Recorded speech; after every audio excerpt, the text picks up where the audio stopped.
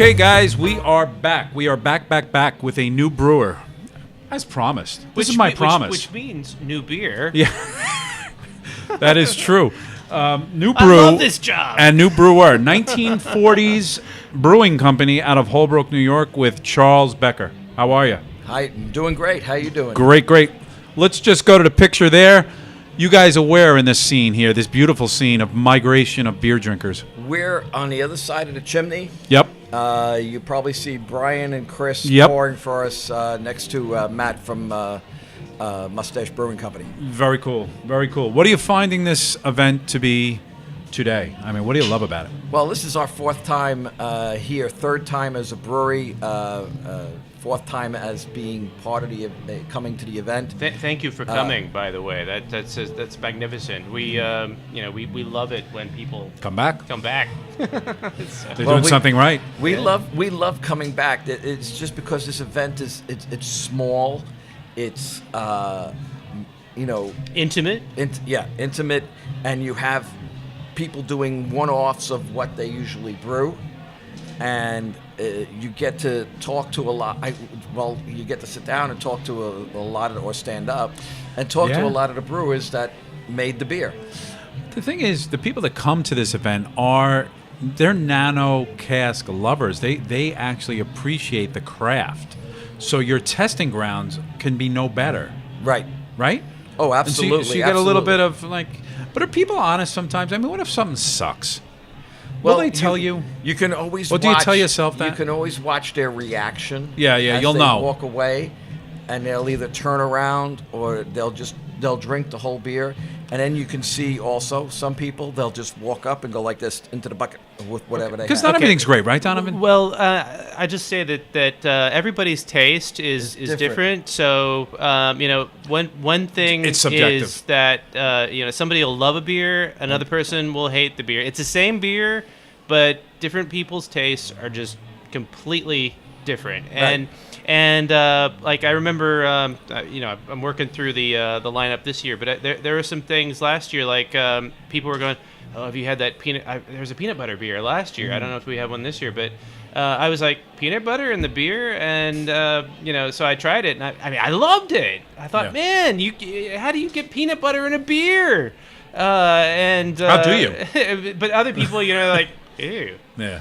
Yeah, well, it depends. You either like Reese's Pieces or you don't like Reese's Pieces. You'll either love peanut butter and chocolate or you don't. Absolutely. That's right. Give us what did you bring today? Yeah, these are the two beers you brought, right? Yes. Okay. This is our fuzzy IPA that we're serving today. This is it's dry hopped with Long Island Cascade hops. Has a hint of apricots in it, and not just a hint. Oh, we just call it a hint. Come on. A note or a hint. It's a note, a hint. This is like a a club in the head with the apricot. It's great. I love apricots. I mean, but this is a fruit bomb, man. Whatever you did, you succeeded in pulling out all these flavors. In brewing it, when we brew this for the tasting room, it has Cascade, Citra, Centennial, Columbus, and Chinook. Wow. So you get this in the tasting room. For this, we took some of it aside and cast it and threw in apricot, and we threw in Long Island Cascade pellets. Yeah, this has got a lot of real strongly fruit flavored. It's like drinking a mix of candy and malt and that balance of bitterness. I mean, it's a really good blend of Are you going to let me taste it, Donovan? All right. Are you going to use more adjectives than any English teacher ever fucking used? Uh-oh. I can say that on the internet. Okay, we're going to get the E now. Okay, I got it. It's apricot now. Okay, your mother shouldn't be listening to this. Is it not? Everything you said was true, but I'm going to bring it in one word. Okay. Delicious. Yeah, it is. It's really fantastic and refreshing. Yeah. Really great. But you called it fuzzy, and it is actually a fuzzy color. Yes. That's why. Well, Okay, so let me just go back to my days as a college student and say that the fuzzy is appropriate because I used to drink fuzzy navels, and the citrus flavor here reminds me a lot of some of those dorm parties that we had. Anyway, like peach and orange and. Mr. Becker, this is a lot you called them dorm parties. We did it to different things. Patrick, I might have to get you in here as my partner because Donovan he's going off the rails. All right, let's get to I'm gonna get fired. Really? You might be fired. Let's go to the second brew, the Nano brew here. That was right. Boom! Yeah. You opened this up today, right? Yeah, this is what's called Orange Whip.